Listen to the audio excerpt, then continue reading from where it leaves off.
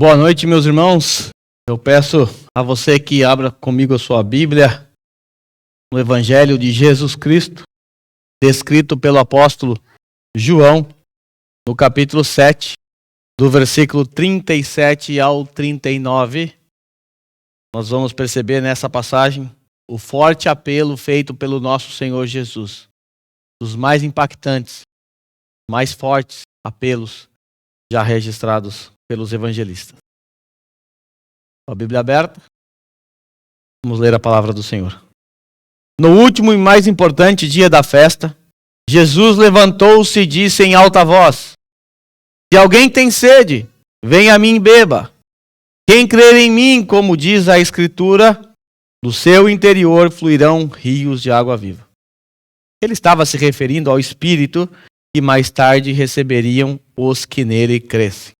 Até então, o Espírito ainda não tinha sido dado, pois Jesus ainda não fora glorificado. Curva a sua cabeça. Deus, mais uma vez estamos diante da Tua palavra. Estamos diante desse apelo tão forte, tão impactante, no qual o Seu Filho, Jesus, se ofereceu como água, aquela água viva que mata a sede das nossas almas. Quando nós olhamos para um texto como este, o nosso coração se aquece, o júbilo brota dos nossos lábios, porque um dia nós atendemos, por causa do Teu Santo Espírito, esse apelo. Um dia, quando estávamos sedentos, mortos em nossos delitos e pecados, nós tivemos a percepção da nossa condição e vimos que nos encontrávamos sedentos e não havia outro lugar onde pudéssemos satisfazer a nossa sede. E então ouvimos a Tua doce voz, dizendo: Aquele que tem sede, venha a mim e beba. É com esse coração agradecido que nós meditaremos na Tua palavra e veremos como este apelo foi impactante para os ouvintes e também para nós. Ilumine a nossa mente, abre o nosso coração, nos ajude no nosso entendimento dessa passagem. Abençoa os meus irmãos que estarão me ouvindo e cuida de mim também, para que eu consiga transmitir aquilo que o Senhor já me ensinou durante essa semana. E que tudo seja feito para a glória do Teu nome, Senhor. Amém. Pode tomar o teu assento. Quem aqui trouxe água hoje? Levanta a mão, deixa eu ver. Estou com uma garrafinha d'água aí. Quem comprou na maquininha aí? Quanto você pagou nessa garrafinha aí? Garrafinha que comprou no Dido Rambaito. Riaquém? É? A Mari tem uma garrafa de 2 litros lá. Essa tá com sede, hein? É? Quanto vale uma garrafinha d'água na maquininha ali da entrada? Riaquém? Mas antes de começar esse sermão, eu quero fazer a propaganda para você dessa água aqui que eu estou vendendo. É a água da torneira do pastor. Custa 10 mil ienes. Tá? Se você quiser, eu trouxe tá com o Hermes ali, um cooler cheio de água do pastor por 10 mil ienes, 500 ml. Quem aqui vai comprar? Ninguém? Certamente ninguém vai pagar 10 mil ienes num 500 ml de água. Certo? Por quê?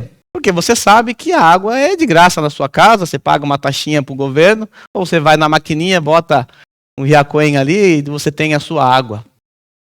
Mas, vamos imaginar se você resolveu fazer uma viagem para conhecer o maior deserto do mundo, o Saara.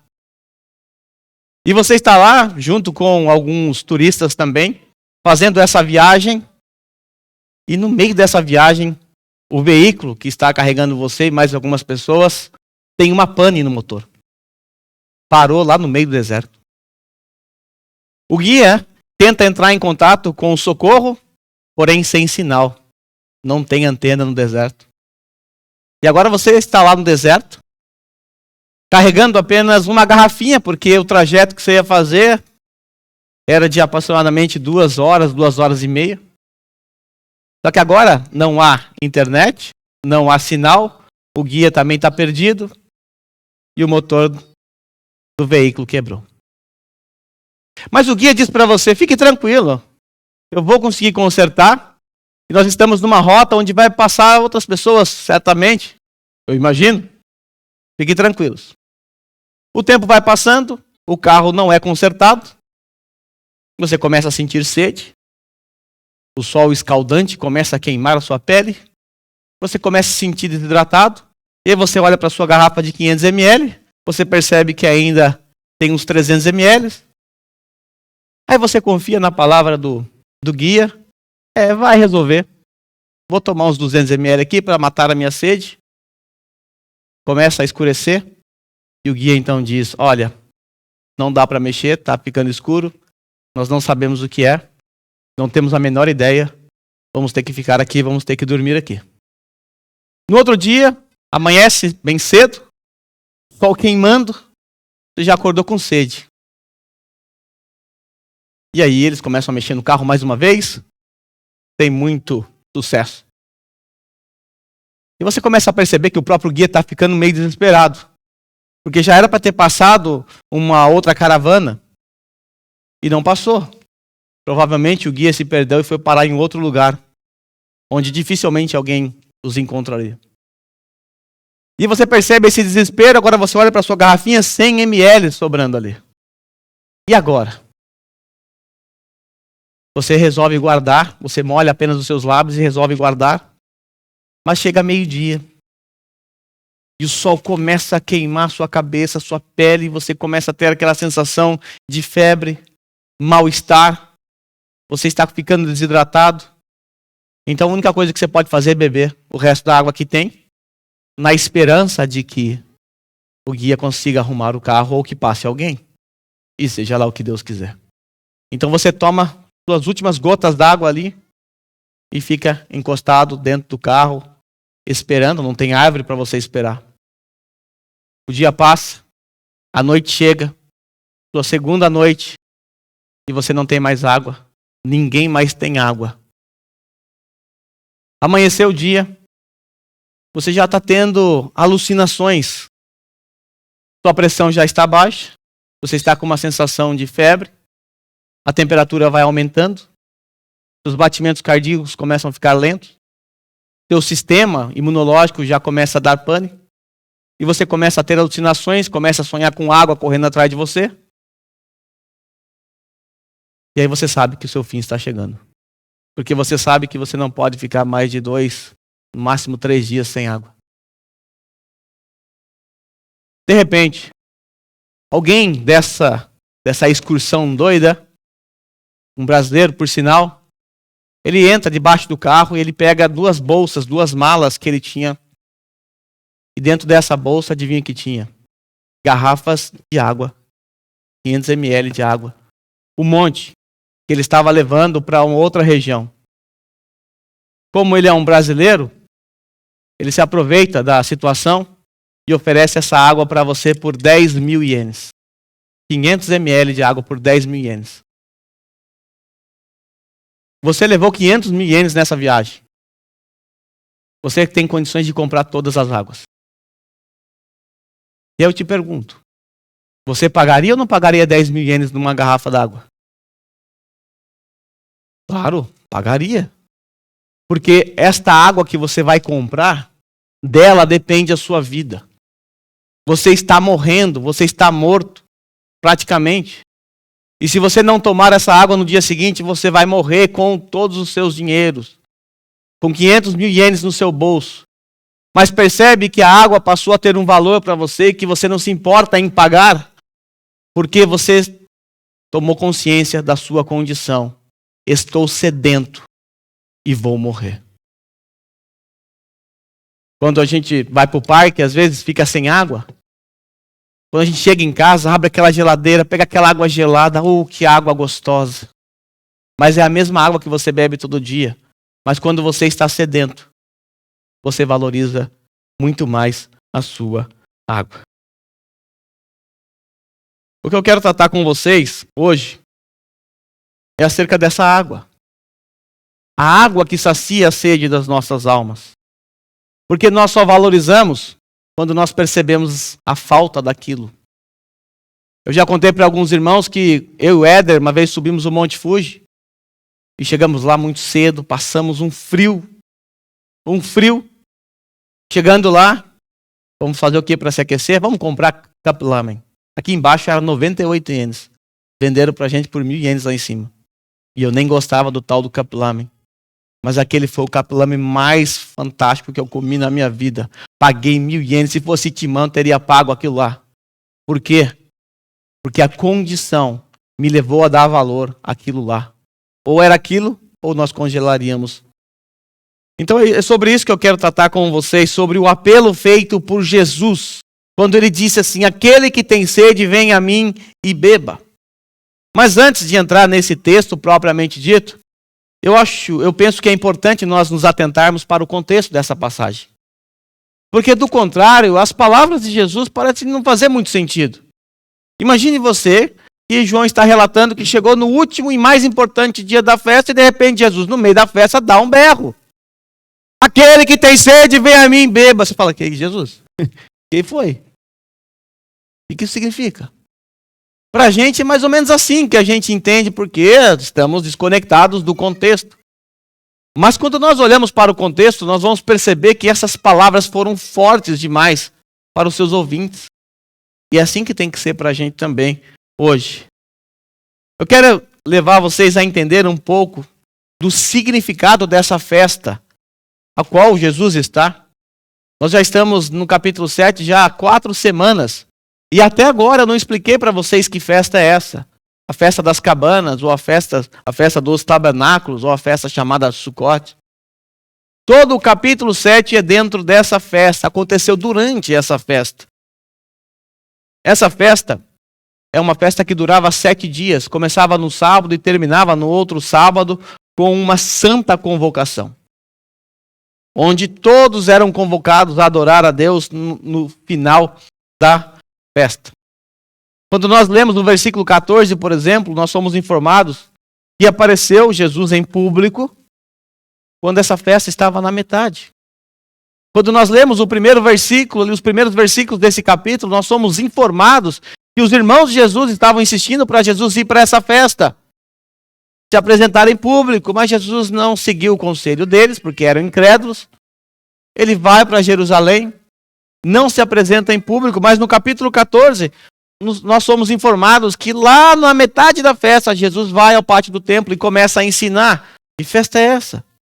E agora no verso 37, João nos revela que a festa está no seu último dia. O último dia dessa festa.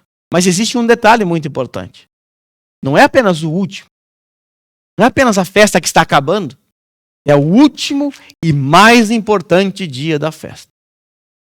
O último e mais importante dia da festa. É nesse dia, no dia mais importante, onde todos saíam para celebrar, para o encerramento dessa festa, para essa santa convocação, que o Senhor Jesus faz um dos mais profundos apelos.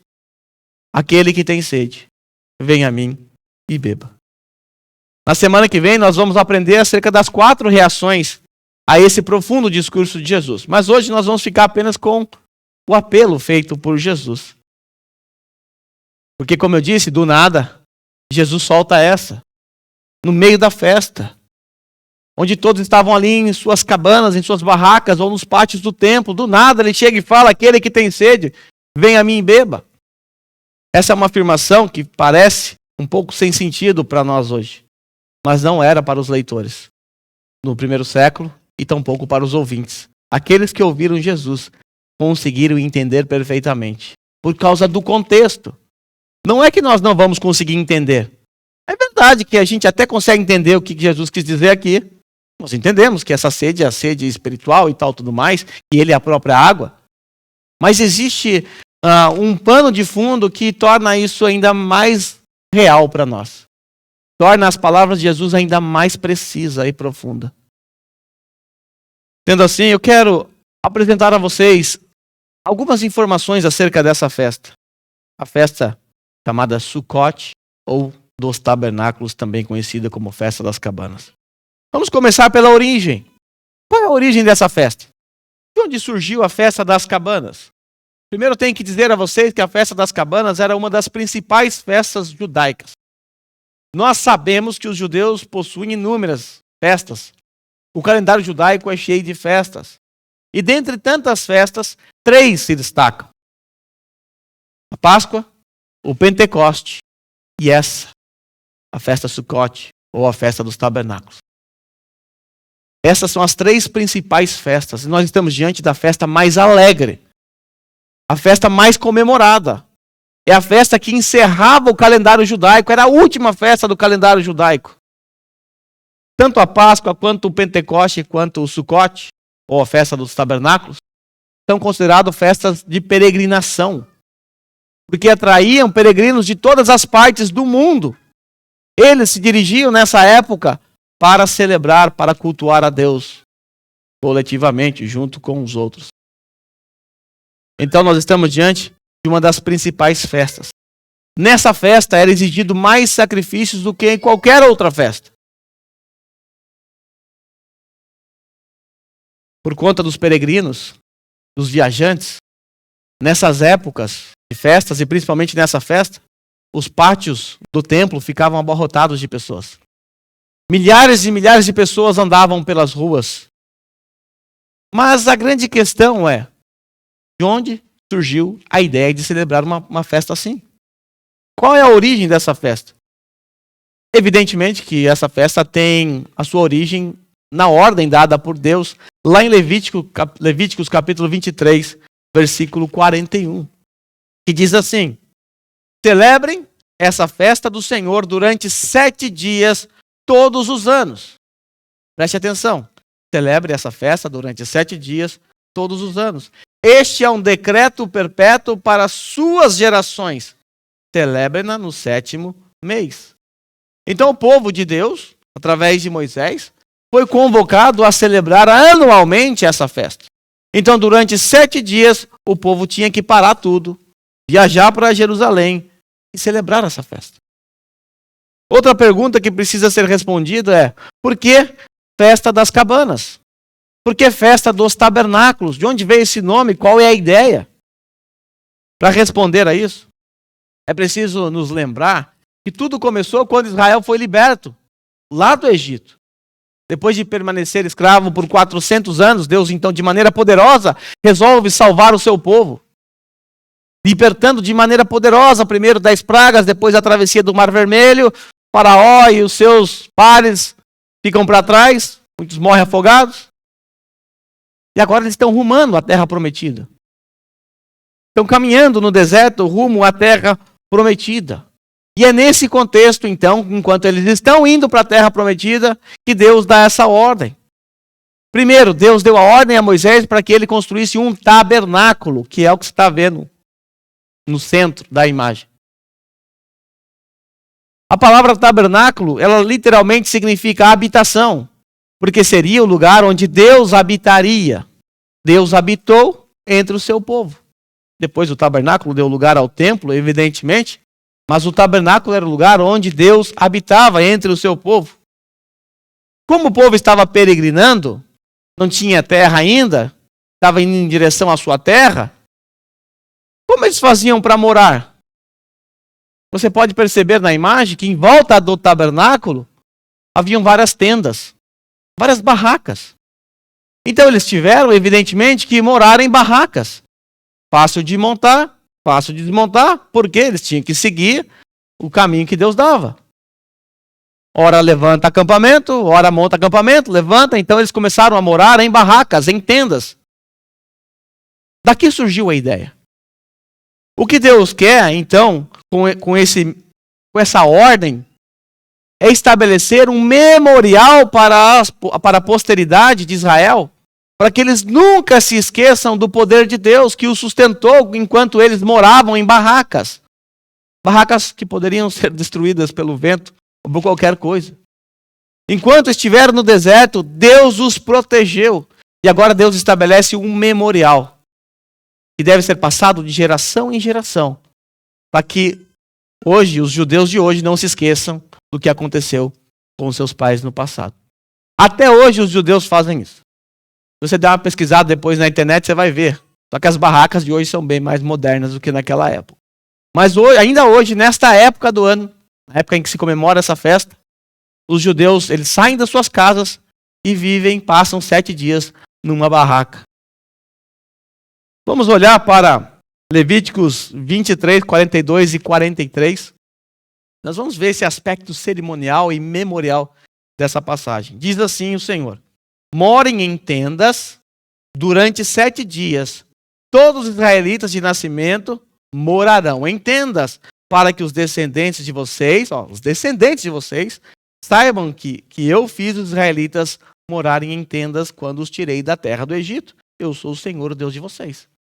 Consegue perceber o aspecto memorial? Vocês vão fazer isso todo ano, mesmo estando na terra de vocês, mesmo já tendo a casa de vocês, vocês vão morar durante 7 dias, para que a sua descendência, para que os seus filhos nunca se esqueçam do que Deus fez com eles lá no Egito. Eles deveriam então se lembrar, nesse cerimonial, nessa festa, de tudo o que aconteceu nesse período em que o povo estava indo, em que o povo permaneceu por 40 anos vagando pelo deserto. O que Deus fez? Deus sustentou com o maná, Deus sustentou com codornizes, Deus matou a sede deles quando uma rocha foi batida por Moisés. Deus cuidou do povo. E os israelitas nessas festas deveriam se lembrar: é Deus quem cuida de nós. É Deus que provê. É o Deus que sustenta. É o Deus que cuida. Para a gente entender a força do apelo de Jesus, eu preciso levá-los a refletir um pouco sobre um aspecto dessa cerimônia nos dias de Jesus. Existia um ritual, uma cerimônia que era realizado nessa festa, lá nos dias de Jesus. E é por causa desse cerimonial que Jesus pronunciou esse profundo apelo. Vamos atentar então para o que é conhecido como a cerimônia da água. Nessa festa era realizado essa cerimônia, a cerimônia da água. Era um ritual. Era um ritual. Essa cerimônia passou então a ser o momento mais aguardado da festa. Era o apogeu da festa. Era o momento mais aguardado. Sabe quando tem a festa a semana toda? Você sabe que no último dia vai ter a queima de fogos, o Hanabi. Aí você sabe que aquele dia é o dia que vai ter mais gente. Então era esse dia. O dia do ritual da água.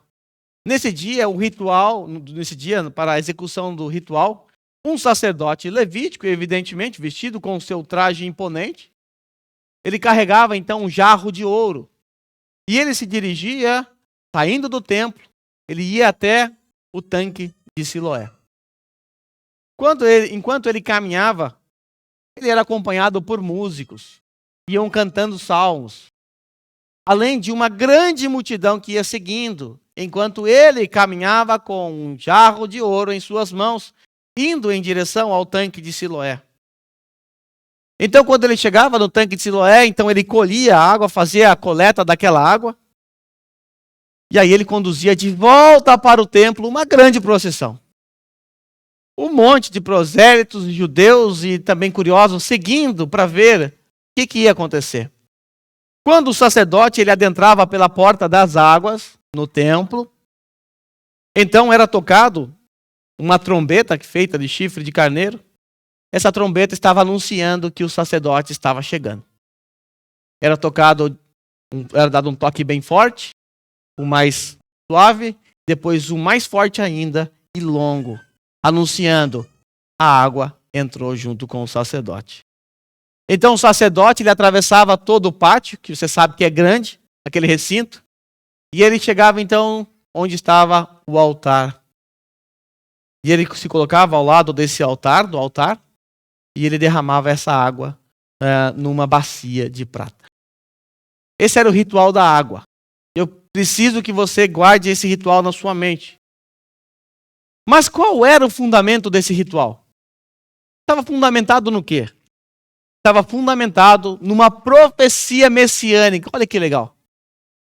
Está lá em Isaías capítulo 12, versículo 3. Vós, com alegria, essa era uma festa muito alegre, com alegria tirareis águas da fonte da salvação. Isso era uma profecia messiânica. Eles aguardavam a chegada do Messias, e eles sabiam que quando o Messias chegasse, eles o receberiam com alegria, e eles encontrariam nele água da salvação. Existe um documento judaico chamado Talmud, eu já falei dele aqui em outra oportunidade, eu não vou explicar para você agora, mas esse documento judaico, veja como é interessante a maneira como é descrito por um judeu lá daquela época. Ele diz assim: por que é chamada coleta de água? Uma pergunta. O próprio Talmud responde: por causa do derramamento do Espírito Santo. Olha que interessante isso. Daqui a pouco nós vamos ver que o evangelista João fez um comentário após o apelo de Jesus. Mas guarde isso por enquanto. Então o Talmud prossegue: de acordo com o que é dito, vós com alegria tirareis água da fonte da salvação. A base desse ritual estava numa profecia messiânica, com base na esperança do derramamento do Espírito Santo. Isso é interessante. Agora compare o Talmud com o comentário de João. Vamos lá comparar. Acho que não vai dar para vocês verem aí. Mas o Talmud, vamos lá. O Talmud diz então que é a coleta das águas por causa do derramamento do Espírito Santo. O Espírito Santo vai ser derramado. Agora preste atenção no comentário de João. No último e mais importante dia da festa, Jesus levantou-se e disse em alta voz: se alguém tem sede, venha a mim e beba. Quem crer em mim, como diz a Escritura, do seu interior fluirão rios de água viva. Aqui tudo bem. Olha o comentário, aqui é Jesus falando, agora é João falando. Ele estava se referindo ao Espírito que mais tarde receberiam os que nele crescem. Conseguem perceber a conexão desse ritual com Jesus? Nós sabemos, irmãos, que toda a lei, todos os rituais do Antigo Testamento claramente apontavam para Cristo, que Cristo é o cumprimento de todas as profecias e de todos os rituais. Todo o Antigo Testamento é apenas uma sombra, a realidade é Cristo. E essa cerimônia apontava claramente para Cristo, por conta do ritual, por conta da água e por conta da profecia. Mas essa cerimônia, irmãos, além de servir como um lembrete de que Deus derramou a chuva sobre a colheita, porque eles também celebravam as colheitas nessa época, essa água também possuía um aspecto memorial que fazia os celebrantes dessa festa recordarem do que Deus fez lá no passado, quando Deus matou a sede dos judeus. Lembra da pedra? Deus saciou a sede para que os israelitas não morressem lá. E agora ele vai fazer isso através de Jesus. Mas não para saciar a sede física, mas para saciar a sede espiritual. Lembra que desde o capítulo 5, capítulo 6, Jesus está mostrando a sua superioridade? Lá no capítulo 5 ele disse aos judeus que toda a escritura fala a respeito dele. Vocês examinam as escrituras porque pensam ter nelas vida eterna? Pois bem, são elas que falam a meu respeito. E aí Jesus começa a mostrar então que ele é superior ao maná, que ele é superior a tudo que aconteceu na antiga aliança. Ele é o pão vivo que desceu dos céus. E agora, mais uma vez, ele está mostrando a sua grandiosidade. Aquela água matou a sede dos seus pais. Somente os livrou da morte física.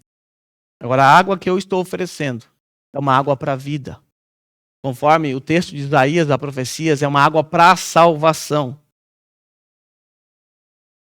Agora eu quero que você imagine agora uma cena grandiosa. Com todas essas informações, agora eu quero que você imagine um pouco. Use aí a sua imaginação. O grande cortejo do sacerdote vestido de branco está vindo. Está vindo atrás dele levitas, tocando os instrumentistas também. Há o derramamento da água no altar, então eles chegam, entram para dentro do templo, lá o sacerdote derrama água sobre o altar e o povo festejando, aquela alegria toda. Quando isso acontece, Jesus Cristo, que estava ali perto, talvez perto de uma das colunas do templo, onde ficavam as pessoas para observar, Jesus estava vendo essa cerimônia acontecendo. Ele, o Eterno, o Verbo, o Filho de Deus, o Redentor. Ele, aquele que deu ordem para que essa festa fosse estabelecida. Ele, aquele que matou a sede dos antepassados no deserto. Ele, que é o verdadeiro pão vivo que desceu dos céus. Agora ele está lá observando como aqueles estão obedecendo e seguindo a sua própria lei. E aí o cortejo passa. Quando o cortejo está entrando e passando, eles cantavam e clamavam. E eles cantavam o Salmo 118, verso 25. Então imagine essa cena. Eles estão chegando, entrando para derramar, o cortejo está vindo, com toda aquela pompa, com toda alegria, júbilo, criança correndo para frente, pulando. E eles estão cantando, e agora eles cantam na entrada o Salmo 125, 118, verso 25, que diz assim: ó Senhor, salva-nos, te pedimos, te imploramos. Eles entravam para dentro do templo, cantando esse salmo. Senhor, salva, te pedimos, te imploramos. Eles estão pedindo por salvação, por causa do Isaías, por causa do profeta Isaías. Profecia que nós vimos logo no começo. E aí então Jesus levanta a sua voz e explode num grito carregado de misericórdia.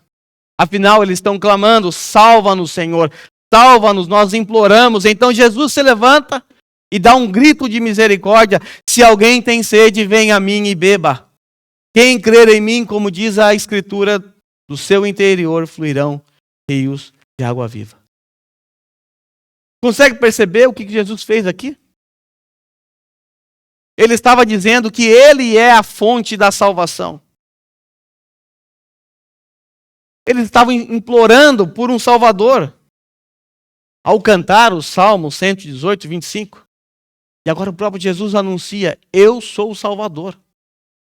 Se vocês têm sede, venha a mim e beba. Venha a mim e beba. Eu sou superior àquela água que saiu da rocha. Eu sou superior à chuva que alimenta a colheita de vocês. Se você tem sede, venha a mim e beba. Jesus anuncia então que Ele é o Salvador. Ele é a água que mata a sede espiritual de homens caídos. Esse é o apelo de Jesus. Quem tem sede, venha a mim e beba. Quem crer em mim, como diz a Escritura, do seu interior fluirão rios de água viva. Agora vamos observar algumas características desse apelo de Jesus. Em primeiro lugar, o apelo de Jesus é condicional. Ele começa assim: se você tem sede. Se. É algo condicional. Porque o apelo é destinado somente àqueles que têm sede. Por isso, se. Se você tem sede, vá a ele e beba. Certamente, irmãos, a maioria de nós só tomamos água quando estamos morrendo de sede. É a maioria. Alguns querem tomar água durante o dia, tem que botar um alarme, tem que pedir para alguém avisar. Do contrário, nós só bebemos água quando estamos ali com a garganta muito seca. Deveríamos tomar mais água, evidentemente. Mas nós somos assim. Nós só vamos até a água quando estamos sedentos. Então, se é condicional. Só vai a Jesus quem tem sede. Quem não tem sede, não bebe. Quem não tem sede, não bebe água. Quem não tem fome, não come nada. Mas o que significa ter sede? Da ótica espiritual, quem que é o sedento? Sabe quem é o sedento? O sedento é aquele que se apercebe de sua condição espiritual. Que sabe que está morto. Que sabe que está condenado. O sedento é aquele que passa a ter convicção do seu destino final, condenado ao inferno. O sedento é aquele que passa a desejar, implorar por perdão, por misericórdia. O sedento é aquele que não suporta mais viver da maneira que vive. O sedento é aquele que foi tocado pelo Espírito Santo, que foi regenerado. O sedento é aquele que está sendo chamado ou acabou de ser chamado pela doce voz de Deus. Essa sede presente na vida do sedento, ela é causada pelo Espírito Santo. E isso é causado mediante a regeneração. Quando a nossa natureza é transformada, você então passa a valorizar a água. Sedento e desesperado, então você ouve o clamor de Jesus, o apelo de Jesus, Quem tem sede, vem a mim e beba. Agora você tem uma nova natureza, você não pode deixar de beber dessa água. Porque você não consegue, porque agora você sabe beber dessa água. Dela depende a sua eternidade. Não só a sua vida física, mas da sua eternidade. Ouçam, meus amigos, se você não tem sede, é porque você permanece espiritualmente morto. Mortos não têm sede. Experimenta levar uma garrafa d'água no cemitério, no velório, pergunta se ele quer tomar água. Ele não vai tomar água porque ele está morto. Se você hoje não tem sede de Deus, é porque você é como aquele que está perdido no deserto do Saara com nenhuma gota d'água. E mesmo assim você não consegue perceber o que te espera. Você está perdido no Saara. Sensação térmica de 55 graus. Você não tem esperança. Você vai morrer. Mas você vive como se não fosse morrer. Porque você não tem ciência da sua condição. Você acha que está tudo bem. Você acha que está tudo bem, mas no fim, a morte te espera. Sendo assim, se hoje você se encontra sedento por Deus, de alguma forma, só lhe resta ouvir o apelo de Jesus. E Jesus está apelando através do Espírito Santo, através da palavra, todas as semanas aqui do púlpito. Através dos cânticos. Através de irmãos. E hoje o Senhor Jesus está fazendo um apelo a você. Se você tem sede, vá a Ele e beba. Ouvintes, não despreze esse apelo. Esse é um apelo de misericórdia. Não julgue esse apelo de Jesus como algo sem importância. Jesus é a única água disponível no deserto da sua alma. Se você o desprezar, certamente você morrerá. E um dia estará diante desse que você desprezou. Hoje, Jesus Cristo, através desse que vos fala, está dirigindo a você a sua doce voz, através de um convite. Sua doce voz, através de um convite. Se você o rejeitar, saiba que naquele grande dia, Ele se dirigirá a você com a voz de um justo juiz e falará com severidade, não com misericórdia. Naquele dia não adiantará você dizer que leu a Bíblia. Não adiantará você dizer que frequentou a igreja todos os domingos. Não adianta você falar que é amigo do pastor. Não adianta você falar que fez atividades aqui na igreja para ajudar. Nada disso adianta. Hoje você está ouvindo a voz mansa de um cordeiro. Naquele dia, você vai escutar o rugido de um grande leão. E a sua justiça vai te devorar. Naquele dia, você vai ouvir esse leão rugindo, dizendo: apartai-vos de mim, maldito. Apartai-vos de mim, você que pratica iniquidade. Lembre-se das palavras do profeta Isaías. Isaías 55:6. Buscai ao Senhor enquanto se pode achar. Invocai-o enquanto Ele está perto. Hoje Ele está aqui. Hoje você pode buscá-lo. Mas um dia você buscará por Ele e não o encontrará. E não o encontrará. Esse é o apelo de Jesus. Se você tem sede, vá a Ele e beba o mais rápido possível. Nós acabamos de ver que o apelo de Jesus é destinado aos que têm sede. Portanto, é condicional. Agora vamos ver que o apelo de Jesus também é pessoal e intransferível. Jesus diz assim: venha a mim e beba. É preciso ir a Jesus e beber. Pessoal.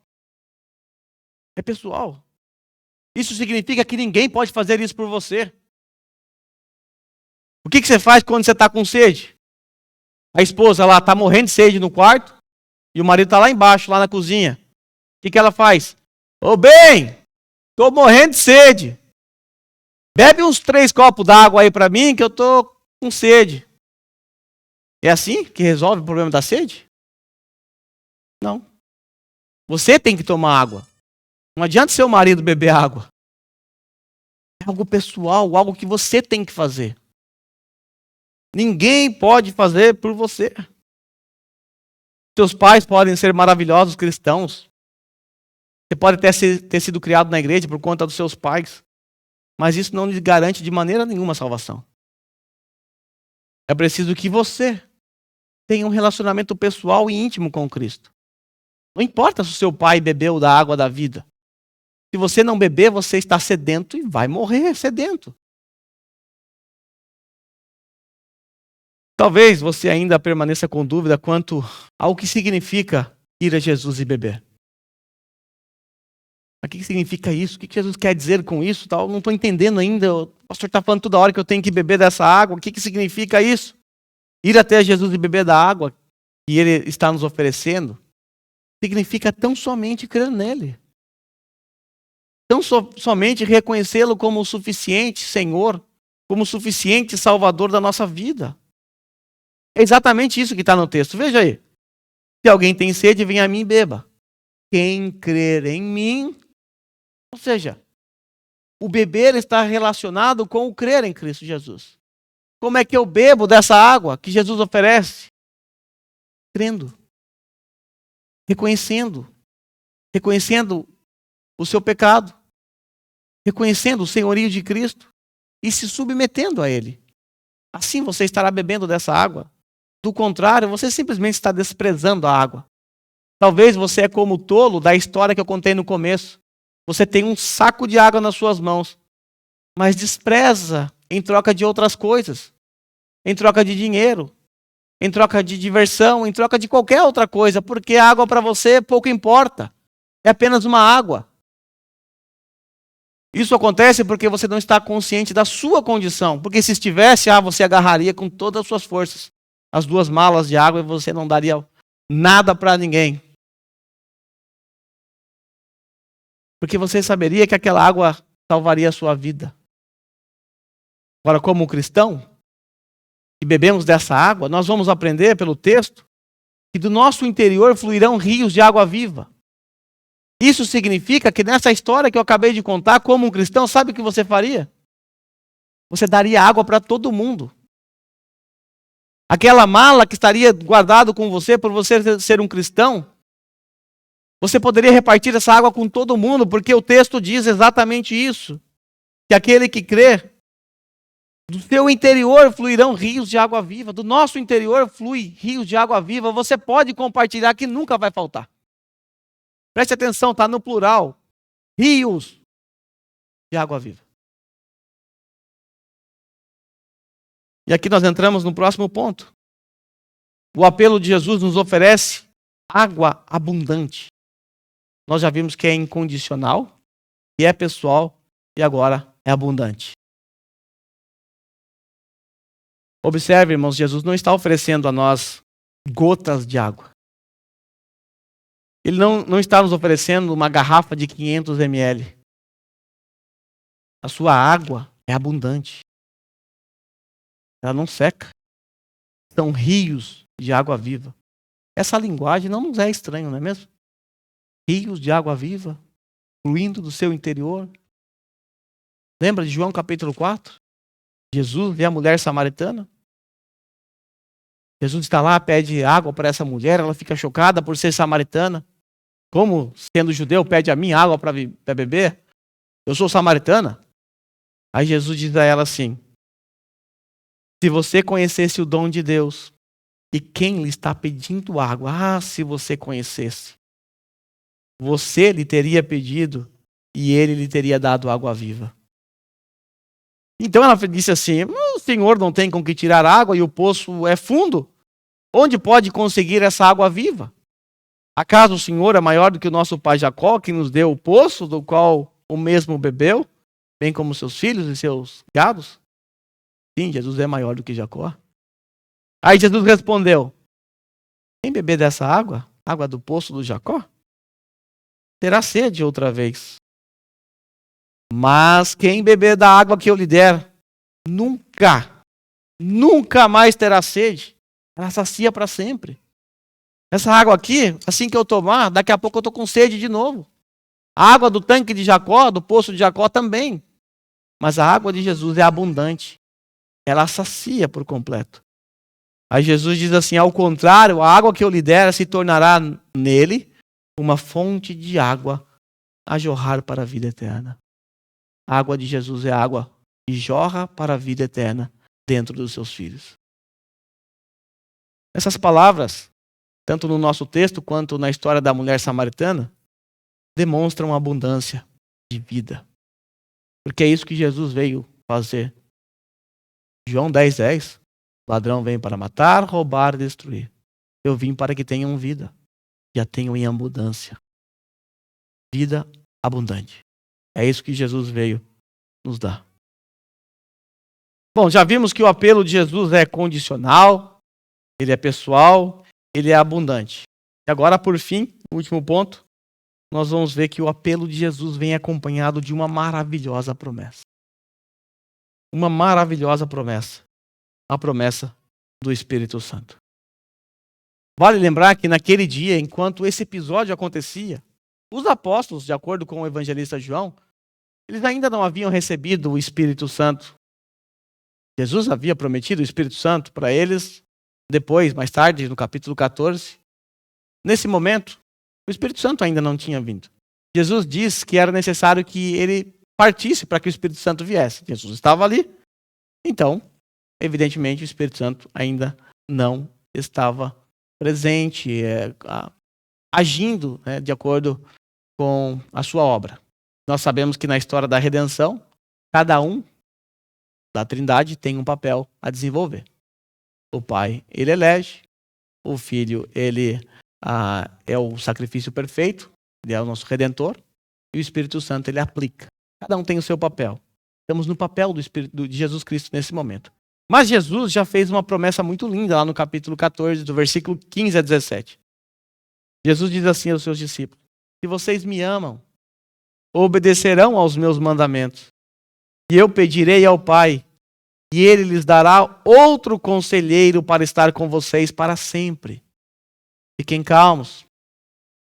Não se turbe o vosso coração. Começa assim o capítulo 14. Eu vou enviar outro conselheiro, outro igual a mim. Fiquem tranquilos.